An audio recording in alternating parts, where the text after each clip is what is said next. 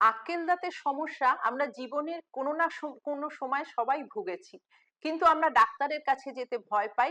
একটু হয়তো গরম জলে কুলি করলাম, ভালো হয়ে গেল, তারপর ছেড়ে দিলাম।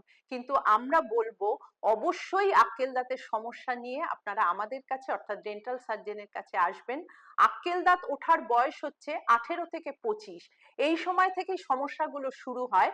এবং যেহেতু আমাদের চোয়ালের সাইজ ছোট হয়ে আসছে, এই আক্কেল দাঁতকে আমরা এক্সট্রা দাঁত বলি। এই দাঁতটা চোয়াল কিন্তু অ্যাকোমোডেট করতে পারে না।